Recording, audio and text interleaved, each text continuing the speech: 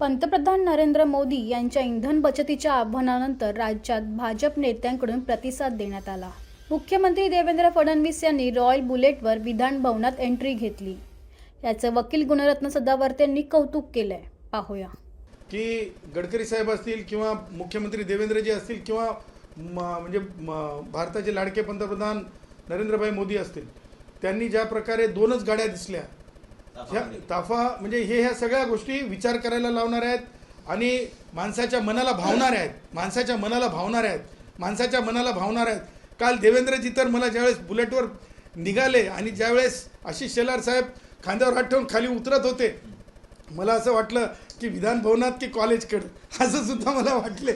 कारण मी तुम्हाला सांगतो, मी स्पष्ट वक्ता बोलणारा, विधान भवनाकडे की कॉलेजकडे, कारण त्यांना ते इतकं सूट होतं, ते बुलेट सुद्धा। आणि एकदम म्हणजे अरे भाई बस क्या डंके की चोट पे क्या लग रहे थे भाई, माँ कसम किसी पिक्चर के शूट में। मी तर म्हणतो तामिळनाडू जो विजय भी कल फीका गिर गया था देवेंद्र जी के सामने, उनकी स्टाइल ने मार डाला यार, मार डाला। बरं ऐका ना, सदस्य साहेब ज्या पद्धतीने देवेंद्र फडणवीसांनी निर्देश दिले आहेत, ते सगळ्या मंत्र्यांचा ताफा कमी करताय आणि तसा निर्णय पण झालाय।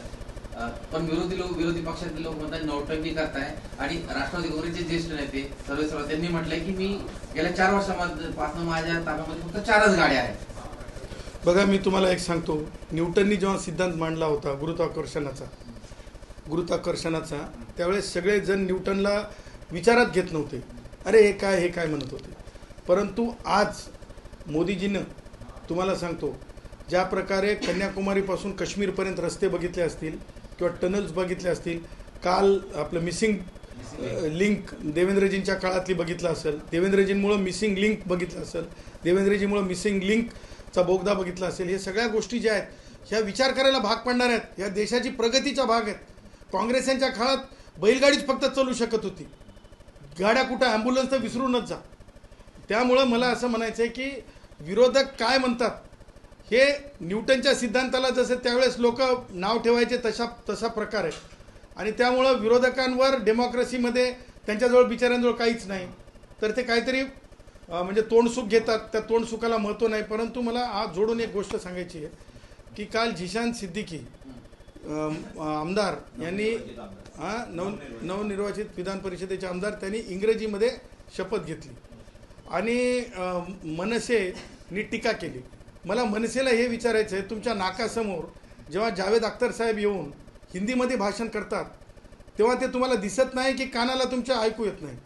माननीय जावेद अख्तर साहेब येतात, ते तुमच्या डोळ्यासमोर, नाकासमोर हिंदीत भाषण करतात, तेव्हा ते तुम्हाला दिसत नाही की ऐकायला येत नाही?